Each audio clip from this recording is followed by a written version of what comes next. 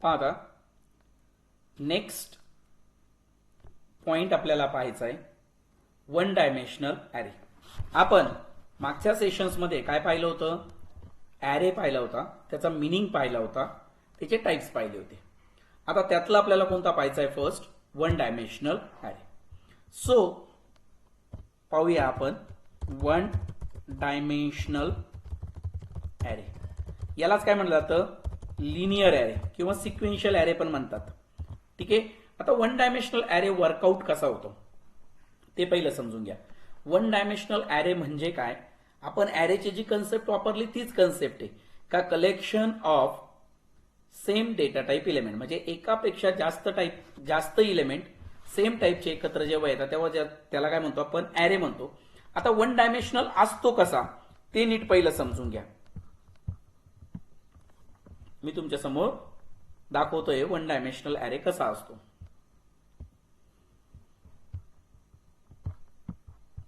पहा for example तुमचा array कसा असतो पहा. वन डायमेन्शनल ॲरे म्हणजे कसा असतो पहा. या पद्धतीने तुमचा एक सिक्वेन्शियल असतो आणि यामध्ये काय केलेले असतात? स्लॉट केलेले असतात. स्लॉट म्हणजे काय? का ह्या प्लेसला तुमच्या काय असतात? व्हॅल्यू स्टोअर असतात. हा जर तुम्ही कन्सिडर केला ए ॲरे तर इथे तुमची व्हॅल्यू स्टोअर असते 5, 7, 9 व्हॉट एव्हर तुमची 3, 2. म्हणजेच काय? सिक्वेन्शियली एकानंतर दुसरा, याच्यानंतर तिसरा, चौथा, सिक्वेन्स वाईज तुमचे काय असतात? नंबर एलिमेंट असतं. मग हा प्रत्येक एलिमेंट काय असतो? एका पर्टिक्युलर इंडेक्सला स्टोअर असतो. म्हणजे हा कितव्या नंबरला स्टोअर आहे? 0th प्लेसला. हा कितव्या नंबरला स्टोअर आहे? 1 प्लेसला. हा कितव्या नंबरला स्टोअर आहे? 2. तसाच हा 3 आणि तसाच हा 4th प्लेसला काय आहे? स्टोअर. म्हणजे हा असतो तुमचा वन डायमेन्शनल ॲरे. म्हणजेच काय? का तुम्ही काय घेतल्या? त्यामध्ये ज्या सगळ्या व्हॅल्यू घेतलेल्या त्या एकाच टाईपच्या घेतल्या. कोणत्या कोणत्या टाईपच्या व्हॅल्यू घेतल्या तुम्ही? एकाच टाईपच्या कोणत्या व्हॅल्यू घेतल्या? एक तर तुम्ही कोणत्या घेतल्या? सगळ्या इंटिजर व्हॅल्यू किंवा सर्व कोणत्या व्हॅल्यू घेतल्या तुम्ही? फ्लोटिंग पॉइंट व्हॅल्यू घेतल्याच. ओके. म्हणजेच काय? का एकाच टाईपच्या व्हॅल्यू तुम्ही एकत्र घेतात. मग हा वन डायमेन्शनल ॲरे नेमकी डिक्लेअर कसा करायला जातो? तर वन डायमेन्शनल ॲरे डिक्लेअर करण्यासाठी पहा कसं केलं जातं. डिक्लेअर करण्यासाठी तुम्हाला काय यूज करायचंय? पहा डेटा टाईप, ॲरेचं नेम आणि स्क्वेअर ब्रॅकेटमध्ये तुम्हाला द्यायची साईज. साईज म्हणजे काय? का तुमचा ॲरे किती साईज ठेवू शकता तुम्ही. म्हणजे तुम्हाला 5 एलिमेंट स्टोअर करायचे, 10 एलिमेंट स्टोअर करायचे, that is max to max किती एलिमेंट तुम्हाला पाहिजे. सो मी इथं काय घेतलं? Int A of 5. A of 5 means काय? का तुम्ही ॲरेचे किती नंबर ऑफ एलिमेंट स्टोअर करताय? 5 एलिमेंट काय करताय? स्टोअर करताय. किती एलिमेंट स्टोअर करताय? 5 एलिमेंट. जसं काय मी इथं दाखवलं पहा तुम्हाला 5, 7, 9, 3, 2. म्हणजे मी किती एलिमेंट स्टोअर करतोय? 5 एलिमेंट ॲरेचे काय करतोय? स्टोअर करतोय. कारण माझी साईज मी किती मेन्शन केलेली आहे? 5 साईज मेन्शन केलेली आहे. मग हे स्टोअर करतोय तर याला इनिशियलाइज कसं केलं जाणार? तर त्यासाठी त्याला इनिशियलाइज कसं केलं जाणार पहा. Initialised array. ॲरे इनिशियलाइज करायचं म्हणजे आपल्याला काय व्हॅल्यू देता येईल? तर पहा कसं करणार.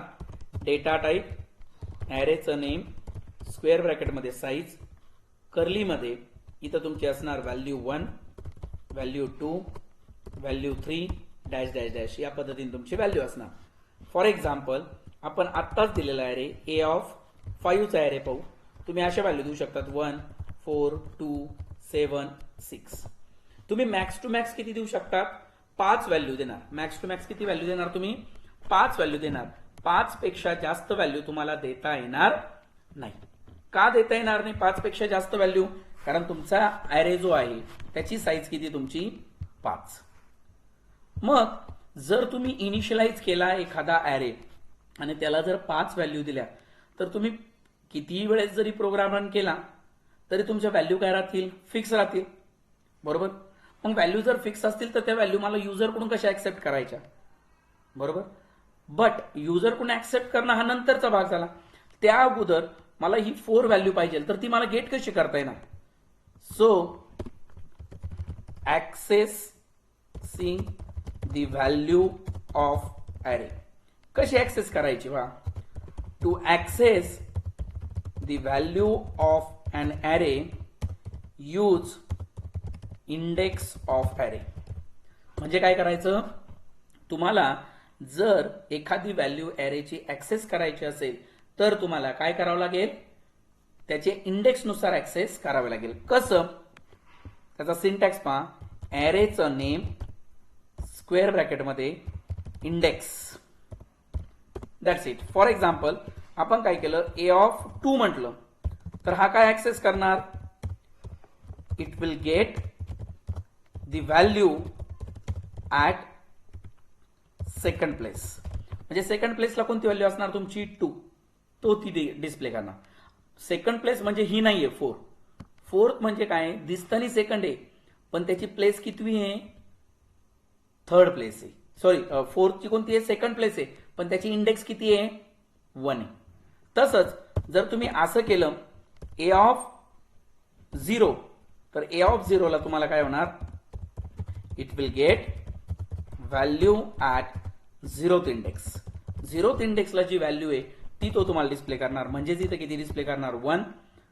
सपोज जर आपण इथं 10 जर घेतलेला असेल तर तो काय डिस्प्ले करणार, 10 तुम्हाला गेट करणार.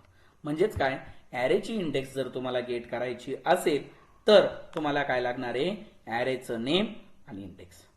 आता तुम्हाला काय क्लिअर झालं का, 1 डायमेन्शनल ॲरे डिक्लेअर कसा करायचा, त्याला इनिशियलाइज कसं करायचं, त्याचे इलेमेंट कसे ऍक्सेस करायचे. पण आपण जर इनिशियलायझेशन करून जर प्रोग्राम प्रत्येक वेळेस केला तर आपल्याला प्रत्येक वेळेस फिक्स व्हॅल्यू अगोदर हार्ड कोड मध्ये द्यावा लागेल. मला तसं नकोय, मला युजर कडून ऍक्सेप्ट करायचंय. मग युजर कडून ऍक्सेप्ट कशी केली जाणार, पहा, how to accept value of 1D array from user. User through किंवा आपण काय म्हणू शकतो त्याला, कीबोर्ड थ्रू व्हॅल्यू कशा गेट करायच्या, 1 डायमेन्शनल ॲरेच्या. तर नॉर्मली पहा, आपल्याला काय करायचंय, एखादी व्हॅल्यू जर गेट करायची असेल तर आपण काय लिहितो, स्कॅनएफ राईट करतो सी मध्ये, पुढे काय देतो, त्याची फॉर्मॅटेड स्ट्रिंग देतो, बरोबर, कॉमा, पुढे काय देतो, अँड, आणि काय देतो आपण, व्हेरिएबलचं नेम, बरोबर. हे नॉर्मली आपण कशासाठी करतो, एक व्हॅल्यू ऍक्सेप्ट करायची असेल तर. आता आपल्याला काय करायची, ऍक्सेप्ट तर करायचंच आहे, आपल्याला स्कॅनएफ शिवाय दुसरा ऑप्शन नाहीये, आपल्याला स्कॅनएफनीच व्हॅल्यू ऍक्सेप्ट करायची. पण आपल्याला स्कॅनएफची प्रोसेस किती वेळेस करायची आहे, n टाइम्स, बरोबर, n-1 टाइम्स. म्हणजे हीच प्रोसेस मी कशामध्ये टाकणार, एका लूप मध्ये टाकणार. आता हे लूप चालू कुठून होईल आणि कुठपर्यंत जाईल, बरोबर आहे की नाही, आपल्याला एका लूप मध्ये टाकायचं. मी फॉर लूप वापरतोय, तुम्ही व्हाईल वापरा, डू व्हाईल वापरा, कोणतंही वापरलं तरी चालेल.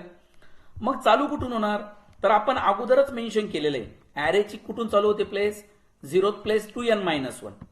मग आपण असं कन्सिडर करूया का, इथे एक व्हेरिएबल घेतलं जे चालू झालं 0 पासून, आणि आपलं लिमिट सपोज n आहे तर जाईल कुठपर्यंत, n पर्यंत, i++.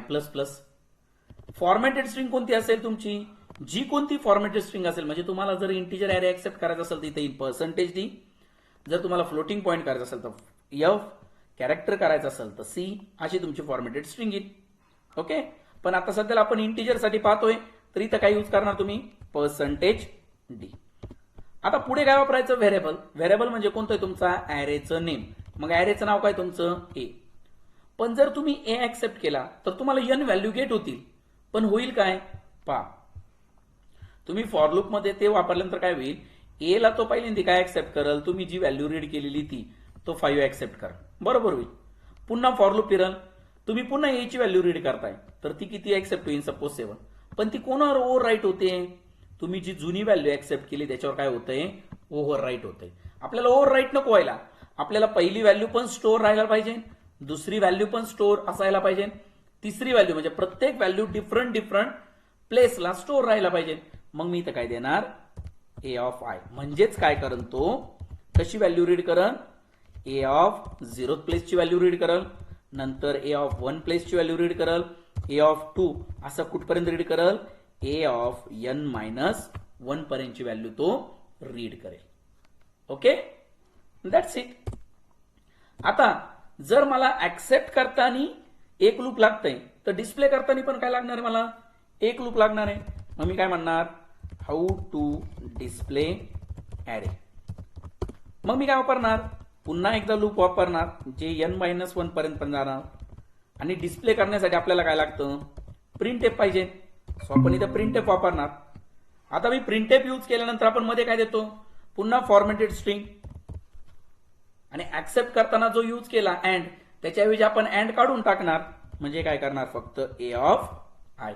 म्हणजेच तुमच्या इथं कोणाची व्हॅल्यू डिस्प्ले होईल, A of 0, A of 1, A of 2 अशा यांची व्हॅल्यू काय होईल, डिस्प्ले केली जाईल.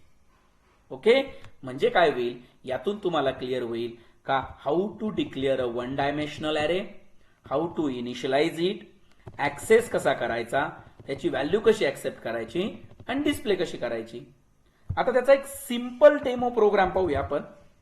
हार्ड नाही, एकदम सोपा प्रोग्राम. काय पहा, एकदम सोपा प्रोग्राम. काय करणार आपण,